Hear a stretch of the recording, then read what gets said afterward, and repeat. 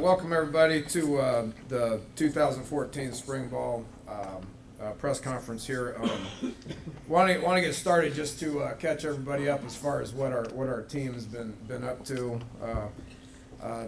Basically it's winter workouts and strength and conditioning has kind of been what their world's all about, as well as academics. They come back from the holidays and coaches are out on the road recruiting, so we don't have a whole lot of contact with them over the course of about 3 weeks in January. And so we kind of turn them over to the strength and conditioning group, who's been doing a great job downstairs. Mike Joseph, who's in the back, and will be available to y'all if y'all want to have any questions for Mike. But Mike and his staff with Daryl Bauer, Kevin McAdam, Irileo Dinrinde, and Chad Snodgrass all do a phenomenal job in the basement and have been utilizing the new weight room. Facility's been great for us. The space up in the indoor for an off-season point of view has been tremendous. So we've had 6 good weeks of work, and obviously the goal at this point in time is for these guys to get bigger, faster, stronger, healthy. They've been sitting in here eating a whole bunch of food and trying to get bigger and faster and stronger, and I think we've accomplished that up until this point. Got 1 more week of that. In addition to that, we've had probably 9 early morning sessions, which is a whole lot of fun for the coaching staff and the strength and conditioning guys. Get them up early and kick them around a little bit and yell at them and scream at them and encourage them and motivate them and just try to challenge them in every way possible. So we've had a lot of good work in the mornings and got a couple more of those sessions next week as well. Have been trying to get into the football aspect of it for the last 3 weeks. Had probably about six sessions in the afternoon where we get have meetings in the afternoon and be able to show film to them and be able to get started. A little bit of a head start for spring ball, which has been going good. We'll have a couple more of those sessions again next week. So that'll lead us into spring football. We will start Sunday, March 2nd is when we're scheduled to start. Obviously, this time of the year, you're curious whether the weather is going to cooperate. Doesn't look like it's going to, if the last couple of months have been any indication. But what we're planning on doing is on Sunday, March 2nd, which that'll be open to y'all for the first 30 minutes of that day. And then we'll try to get 3 non-padded practices in, a lot of teaching. It's kind of an extension of what we're currently doing with them, which is just trying to teach them as far as what we're going to be doing on all 3 sides of the ball. It'll be non-padded, helmets only, a lot of teaching inside all 3 days, where we don't care if the weather cooperates or not. We got a schedule and we're going to stick to it. That'll lead us into spring break. Spring break, everybody be gone for a week. When we come back, we'll have 4 weeks where that's the meat of the schedule. We'll have 12 practices. All of them will be able to be padded. Obviously that will be the majority of the work that we'll get into. The exact days may change, based on whether if we have it Sundays or Tuesdays or Thursdays or Fridays or Saturdays, depending on what kind of weather. Now we've set 4 Saturday practices, and there's been a little bit of talk of this, but we've set 4 Saturday practices. On March 22nd, we'll be going to Wheeling to hold a practice in Wheeling. On Saturday, March 29th, we'll have a practice here in Morgantown, and then on April 5th, we'll practice down in Charleston. And then obviously the next game will be April 12th, which will be the spring game. All 4 of those practices are going to be open. We're going to allow y'all to be on the field for the first 30 minutes and then stay as well. Open it up to the public. We want all of Mountaineer Nation to be able to come and be able to watch the Mountaineers, to see what we're putting out there, see what the product is. I think everybody's going to be pleasantly surprised with what the product's going to be. We've got a lot of returning guys, the schemes, which I'll get into this here in a second, but all the schemes are going to be relatively similar to what they were last year on all 3 sides. You always got to make some changes. You always got to evaluate exactly what you did and try to see what you got to do to be able to get a little bit better at it. So there'll be some differences in what we do on all three sides of the ball, but for the most part, it'll look relatively the same. Hopefully the outcomes will be a little bit better, and based on having about 70 scholarship guys right now healthy and ready to roll for spring practice, we are looking forward to being able to get out there and perform. But we wanted all of Mountaineer Nation to be able to come see it. If it works in Wheeling, great. If it works in Charleston, great. If it works here in Morgantown, great. But I want you to come support the team and show your support to us, and we'll show you what the hard work that we've been putting into it, what it's going to look like in 2014. Hopefully we'll make you guys proud of us. We'll get into what you all view as probably the most important area of this press conference, the injury report. Everybody's anxiously awaiting to see how the health of our team is. Start with Clint Trickett. It's progressing. He had shoulder surgery. We'll be throwing gradually throughout the course of spring. Will not be participating in spring. Is participating in meetings right now. Is actively learning, trying to get a little bit more ahead of the curve knowledge-wise from where he was in the fall. But he'll be cleared once summer 1 rolls around, which is May 19th, when those guys take pretty much 3 weeks off in May after this spring semester. When he comes back in summer, he'll be 100% cleared and ready to go, and we'll be able to compete at that time.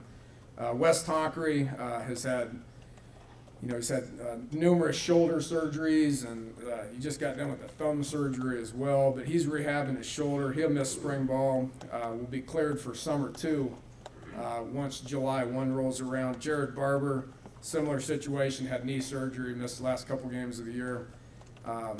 Is rehabbing, is progressing, will be full go, same time frame around July 1st, in time for summer 2. Tyler Tazzino will miss the majority of spring ball. Had knee surgery. You may see him out there towards the end of it, but probably won't be able to compete much. The following guys have been cleared, for missing games last year, whether it was the full season, whether it was a couple of the games earlier in the year that they played in, but now have been fully cleared and fully ready to go. Malik Graves with his hip, he's ready to go. Shaq Petaway's real close to recovering from his knee surgery that he had in August. He's cleared, ready to go. Dustin Garrison's hamstring's fine, he's ready to go. Christian Brown's foot has healed nicely, and he's looking good in the offseason. He'll be ready to go. Nana Kyram with his shoulder is cleared, and he's full go, ready to go. And then Ricky Rump, who missed the last 3 or 4 games of the year, has healed nicely, and he's out there working out as well. Moving on to the coaching staff and the positions. As it's been widely speculated defensively that Tony Gibson will be our defensive coordinator. There's been a number of reasons why it hasn't been announced until this point. Just got the signature today, so we're free to talk about it. But Tony's been doing a great job for us. Being a Mountaineer to Tony is important, and nobody cares more about the Mountaineers. Nobody cares more about the state of West Virginia and West Virginia University than Tony does. So I think that goes a long ways. And you've seen a pattern with the hires over the last couple of years that's I think really working out great for us. So he's a guy that really wants to be here, really cares about the kids. When I announced it to the team the other day, I think he got a standing ovation by the kids, so you can tell what kind of respect that they have for him. But he's going to be the defensive coordinator. We'll continue to recruit Pennsylvania, do a heck of a job when it comes to that. But we'll also increase the rapport that he has with the entire defense, not only the defensive personnel, but the defensive coaches as well. And we'll do a tremendous job as he has ever since he's been here. So excited about him doing that. He'll be primarily coaching with the linebackers, which will be a little bit of a change for him, which I think is good. Being a defensive coordinator, being the linebacker coach gets you involved both on the front end and the back end, which I think is really important. Damon Cogdale, we all know Damon, former Mountaineer, announced him as being a part of the staff. Really excited that Damon's here. Has done a great job of pushing kids this direction in the past. We'll still do a great job of getting guys up here from down south. But he'll be working primarily with the defensive line. He's currently doing a great job with that. The rapport that he's going to have with the players, I think, will really pay dividends when it comes to getting those guys to play at a very high level. Brian Mitchell will be coaching the corners again this year. I do think that our corners, showed a tremendous amount of progress last year. I think he'll continue to get those guys on par with what the Big 12 needs. When it comes to a pretty good passing conference, you need some guys that can cover. Did a great job of that and continue to get better.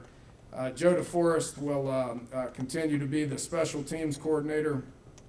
We saw a tremendous amount of improvement with our special teams and our specialists, he will continue to do that, continue to get these guys, which being the special teams coordinator, everybody just thinks kicker, punter, holder, and did a great job of coaching those guys, but it's the whole team, and has to have his hand on the whole team. Will continue to do that. We are going to get Joe back involved on defense. As soon as Tony decided that he wanted to be the defensive coordinator, and we agreed on that, he said, I want Joe DeForest on the defensive side of the ball. Has a tremendous amount of knowledge, got over 25 years of coaching experience on that side of the ball, and he's going to be working with the safeties. I do want to announce that the graduate assistants on defense, Tanner Antle, is in the back. I don't know if anybody knows Tanner, but Tanner is going to be on the field. Was with us in an off-the-field role last year. He played the position. Was a great player at Tulsa, and has decided to join us and will be primarily in charge of assisting Tony with the linebackers. Does a great job. Got a bright future. Mark Scott's going on his 3rd year as being a graduate assistant. He's kind of our all-everything graduate assistant on defense. Excited to have him coming back. And then we're going to add Andre Sexton, who will help Joe in the secondary. We'll also help him with special teams. He'll be an off-the-field guy. Andre was a great player at Oklahoma State, originally from Houston, but we're excited to have him join it as well. Offensively, not really any changes whatsoever when it comes to staffing. Shannon Dawson's still going to be the offensive coordinator. We'll coach the quarterbacks. Lonnie Galloway will have all the receivers as he did last year. Jaywan Sider will have the running backs, the fullbacks, the tight ends, the H-backs, all those kind of guys as he did a year ago. And Ron Crook will be in charge of the offensive line. Should show more continuity when it comes to that. Last year, that was a whole new ball game for us. We coached a whole lot of first-year players. Should be totally different for us this year. We don't have a whole lot of first-year players, and we got a staff that's coming back that understands how to work with each other. Chris Hannon will be the graduate assistant on offense. Will basically be the assistant offensive line coach. It's all he's going to do. Coaching O-line's, probably the hardest position out there to coach. So he'll be primarily in charge of being the assistant offensive line coach. Tyler Urban is kind of our all-everything offensive graduate assistant. Will be in charge of a whole bunch of things. And then Lyle Leong will be the off-the-field guy offensively, be helping with receivers and special teams from an off-the-field point of view. Moving on to the probably the most important thing, which is the players. Like I mentioned, we have 70 scholarship guys heading into the spring. It's probably 15, 20 more than we've had in the past going into spring. So we're excited about just the amount of kids that we have to work with and the experience that's coming back. Makes it a lot easier to line up and have a functional spring practice when you have 2 and 3 deep at each position, especially 2 and 3 deep guys that have experience. We had players and coaches vote spring captains. This will not carry over into the fall, but for the spring, we've named 5 guys spring captains, which are voted on by the kids, by the players. Mike Molinari, who is doing a phenomenal job, is a workout warrior.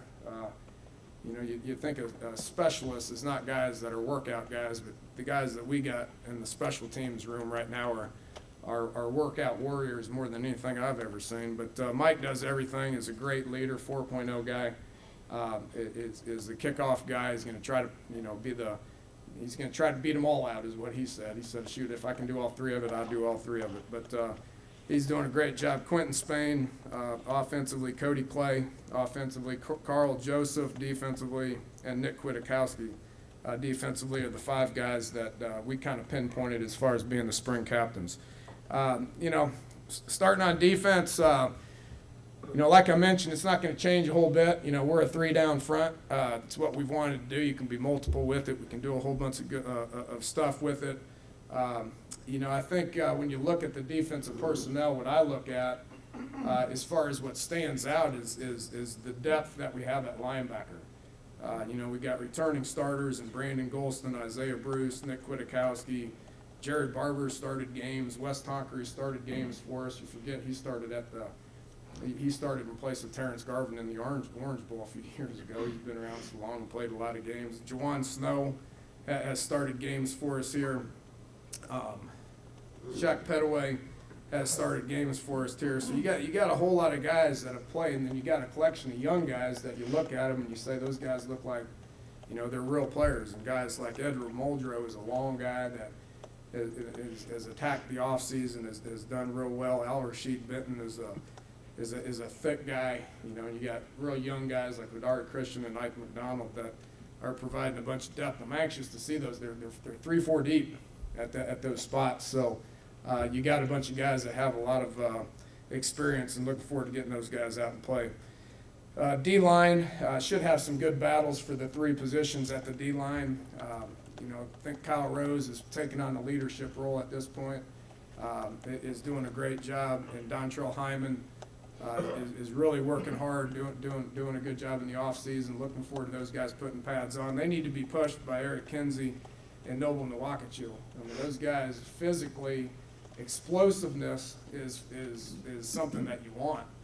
Consistency is what you need to see what those guys can do. So should have a good battle at ends, and then the nose, Christian Brown looks great. Darian Howard is finally getting an off season. You know, Darian didn't show up here until mid-August. So, you know, getting him in an off season I think is important. We've moved Brandon Jackson to nose tackle. Asked Brandon. Brandon hadn't been extremely productive for us around here. Asked him if he could hold a gap. You know, if he could whip the center and hold a gap. He said he'd whip the center and both guards at the same time. So we figured we'd give him a shot at nose tackle and see what he's a big kid. He's a big old thick powerful kid. We'll see what he looks like when we get him out there in pads. Safety, see experience. Got Carl Joseph, who's played more games as a junior than probably anybody on our team. KJ Dillon has recovered. That was another guy I didn't mention, but he's fully recovered from the Texas game. You know, he was in the hospital with severe dehydration. Was weighing about $179 at that point. I think he's about 208, 209 right now. Looks good. Is functioning good. Those two guys bring a tremendous amount of experience. And then, you know, you get Ricky Rumpf, Jared Harper, Jeremy Tyler, Malik Greaves, guys like that. Just need to get out there and play. They're still really young, but spring ball is going to be extremely good for them. At corner, Ickey Banks coming back for his senior year, has played a lot of football. Darryl Worley. You know, as a true freshman, you look at him, if you'd walk in those doors, you'd think he was a senior. He's just a real mature guy that looks good. He's having a great offseason. You know, and then again, is anybody going to be able to challenge them or beat them out? Might be guys that are on the team, might be guys that we got coming in, don't know. But Keyshawn Richardson's got great feet. Terrell Chestnut's healthy, ready to go. Mentioned Nana and then Brandon Napoleon. They just need to get out there and play and see what happens. Mentioned the specialists. Those guys are all doing well. John DePalma, Nick O'Toole, and Josh Lambert, all three of them are experienced. You know, are going through the off season. They're you know, trying to improve on their craft and see if they can't get better. And then Mike says if they don't, then he's going to beat them out. So excited to see the battles there. Offensively, mentioned that Clint's not going to be able to go through spring, so we'll have Skylar Howard has been doing a great job in the off season. Logan Moore, we've moved him to quarterback full time to have a third arm in the spring. We've been through spring with 2 arms, and it's not a whole lot of fun.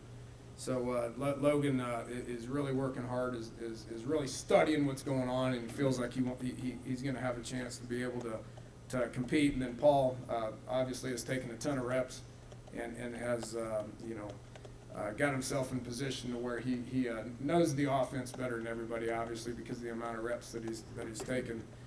But got 3 capable guys of being able to run our offense.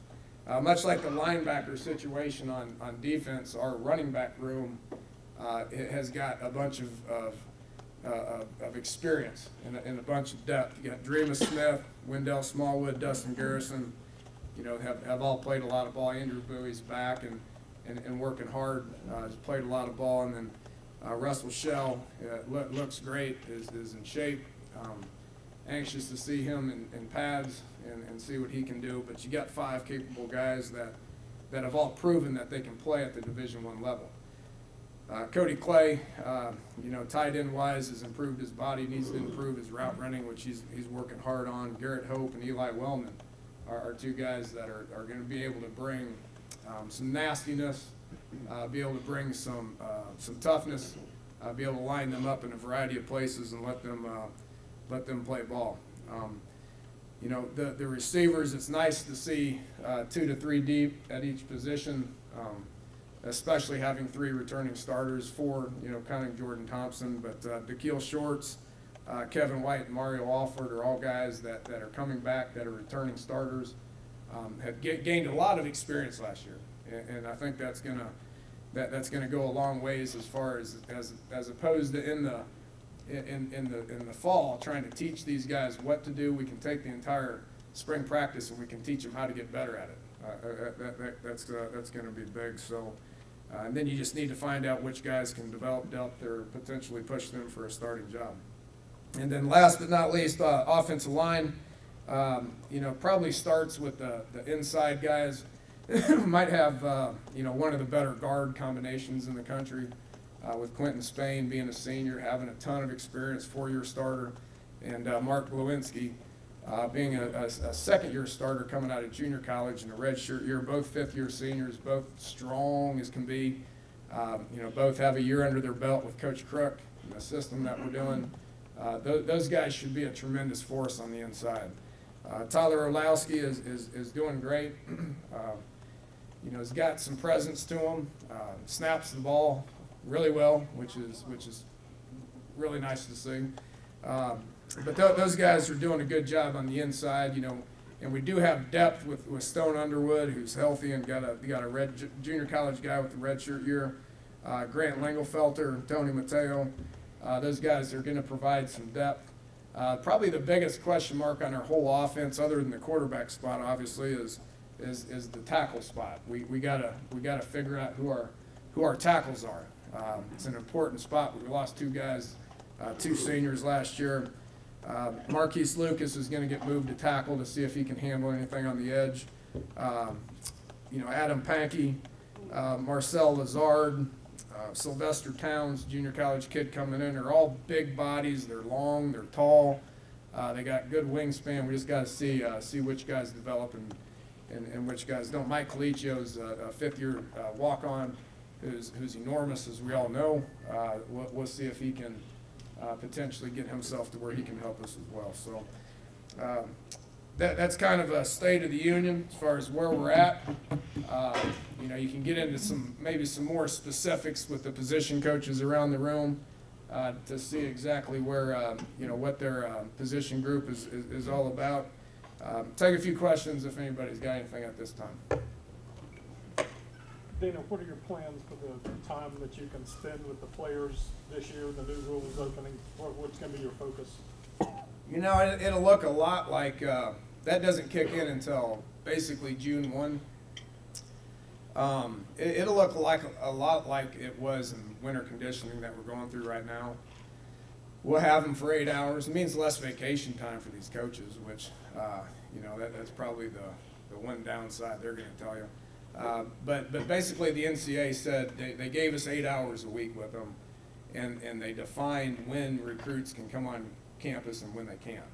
So, you know, the whole month of June, once we get done with recruiting in May, we'll come back and we'll be able to spend 4 or 5 weeks with them in June, towards the end of May and June. 8 hours a week, just like we're doing now. You know, we'll be able to go down in the weight room with them. We'll be able to spend time with them. We'll be able to sit in a room and coach. We'll be able to watch a lot of spring cut-ups. That'll be really beneficial to the new guys joining the team in May, June, July. If you remember, not to go backwards at all, but you know, so many new guys joined our team in August, July, June, that we couldn't spend any time with them until August 1. This year we'll be able to at least sit in a room with them and talk to them, be around them, get up early in the morning, like I told you we've been doing, and get out there and just spend time with them and challenge them and try to see what they're all about. You have a position on your coaching staff still available. What are your plans with that? They have interviewing guys now. You know, just when there's a lot of things that go into it. It's not just about finding the right guy and making a decision. So, I've been interviewing some guys, got some leads, and we'll hopefully get something done here early next week. Defensive guy? Best available, best way I can put it. You know, I mean, we've been coaching our guys here for about 3 weeks on what we're going to be doing on all 3 sides of the ball, and we're very comfortable with our schemes and who's coaching what. So I at this point in time say best available. Dana, you've talked about what the players do and that during the off season. Have the defenses from last year given you reason to think of changes that you guys have to make, either philosophically or really on the field? I mean, have they begun catching up to what you were doing there? Oh, gosh, that's you may have asked that question last year. I mean, it seems like it's been. I repeat myself sometimes. Well, it's not that, Bob. It's more, you know, trying to find reasons why we weren't successful. You know, and I'm going to attribute that to other factors other than defenses catching up to what we're doing offensively. You know, it's about execution. We weren't very good last year offensively of executing in key times. You know, was that because they're doing different things on third down, or they're creating different blitzes or different coverages? I don't think so. You know, I think we knew what they were doing, and we just had a hard time executing it for a variety of reasons. Along that same vein, the speed of play, that's been an issue. What's your thoughts on it? I think I know, but. Yeah, you know, do I have to answer? Because you know, I don't view it as a big deal.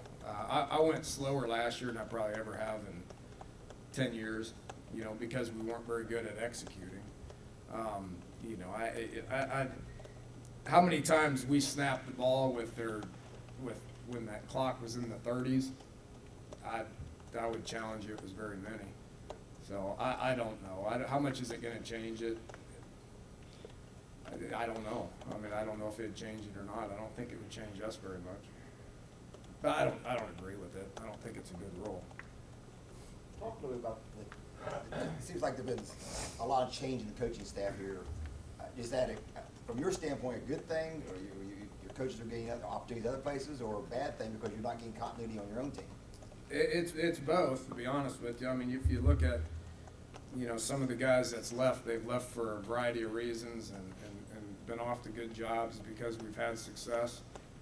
Continuity is something that me and Oliver have talked about a lot, and want to you know, do a variety of things to be able to make sure that we ensure continuity for this coming year and in the future. So I think, you know, the continuity can be good. Change can be good as well. You know, and some of the things that have changed here, I think we have changed for the better in a whole lot of those situations. Dana, for the people who are going to buy tickets this year and everything, is there something you can point to maybe encourage them? I mean, something that, you know, maybe they haven't been seeing? Well, yeah. I mean, everybody wants to win. Nobody wants to win more than me and this coaching staff, this team, and Mountaineer Nation. I mean, I understand how much everybody wants to win, and I understand how much it means to everybody. You know, and there is some disappointing losses last year, but I can promise you one thing, that we're going to work harder than we did last year. We're going to have more continuity. We're going to have more experience. Don't forget, we're playing in one of the most exciting conferences in all of college football. There were some pretty exciting games out there on Mountaineer Field last year that we just happened to come up a couple points short. So with a bunch of experience, and that's one reason why we're going to open up these practices this spring. I encourage everybody to come watch and come see what you think. You know, it's you know, I tell you, our guys are working hard, and they're excited about spring ball. They're excited about 2014. You know, we're working as hard as we can possibly work, and I do think the product's going to be improved. I do think we'll put something out there that you can be proud of, and then there's some exciting guys that have played a lot of ball. That, you know, if I don't have anything to do on a Saturday, I'm going to go watch it, you know, because there's some exciting games that are going to take place out there on Mountaineer Field. When so many programs are closing practices, how and why did that come about to open them up and travel around the state? I just wanted to do it, you know. You know, and there wasn't nobody. I mean, I came up with the idea, you know, so it wasn't like anybody was telling me to do it. So, you know, I talked to Alex about it, and we there's some compliance issues that we had to work through. Hopefully the weather cooperates. It will be weather pending. I don't think anybody's going to want to sit in 5-degree weather with rain and sleet and snow and all that stuff to do that. We only get a few practices, so we need to take advantage of them. But you know, just much like the spring game is, you know, just wanted to open those up and let everybody come watch and show everybody across the state that we will put a product out there that you can be proud of. Can you talk a little bit more about Skylar Howard, what you see in him? He can work out good. That's all I've seen. He asks a lot of questions in a meeting room. He comes in and meets with Shannon all the time and asks a lot of questions. He's eager. Nothing's more important to him than being a quarterback, which I view as incredibly important. You know, haven't seen him in a football setting yet, you know. So the workout end of it is good. The players gravitate towards him. He gets through a workout better than most our skill guys. So he's a workout guy that asks a lot of questions, and football is important. It's a breath of fresh air for me. With regard to offense, it's kind of what Bob was saying. I think you mentioned last year that a lot of teams you thought were switching to man, right? Now that you've stepped back and looked at stuff, is that just a hunch, or is that like an actual trend that you have to look at now and maybe adapt a little bit? Faced it probably a little bit more last year than we have in the past. Probably we'll face it a little bit more next year. Potentially depends on how good Mario can get at being a fade guy and how good Kevin can be at jump balls. That discourages a lot of man coverage when you got guys that can beat you deep at the drop of a hat. But you know, Oklahoma did it exclusively. Texas did it quite a bit. You know, Kansas did it quite a bit for a variety of reasons. You know, so yeah, probably. We can control that, though. We have something to say about that. Being 5 running backs, how do you use them all? Does somebody play a little slot, maybe?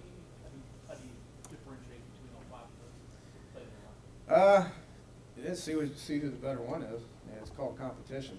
You know, competition makes everybody better, and when you don't have that competition, which we didn't have a lot of it last spring, guys get complacent. Guys don't, you know, try extra hard or whatever it is. So, you know, the more competition we can create at any position. You know, I mentioned this about the specialists, and Joe's looking at me, you know, with the thumbs up. And if Mike can beat out one of those 3 guys, we should be pretty good at one of those positions because, you know, I think we were pretty good at those 3 positions last year. But the more continuity, the more competition you have, the better.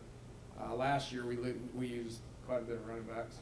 You know, whether you can use 1, whether you can use 2, whether you can use 3, you can line them up in a bunch of different places. I think is important. Speaking of competition, you came within a heartbeat, possibly, of opening this year, coming off a bad season, against maybe the Division I and Division I AA champions, national champions, back to back, because they have 2 other tough games. What are your thoughts about starting so tough in a year when you're trying to find things out? Well, I mean, we're the ones that made the schedule. I mean, I'm the one that okayed it, you know, and you know, we're speaking of scheduling. I mean, we're trying to schedule as many high-profile games as we possibly can. I mean, I think, you know, I think that's going to be the future of college football. You need to play high-profile games, whether they're neutral sites, whether they're home-and-home sites against, you know, other Power 5 conferences. I think that's the future of scheduling, you know, and Oliver has enough foresight for that a couple years ago he brought this to our attention, and I thought it was a great idea to start the year in a high-profile situation like that. Will it be challenging? Absolutely, it'll be challenging. The Big 12 is challenging as well. So we wanted to be relevant. We wanted to be in a situation where we're playing at the highest level possible, and that's what we got.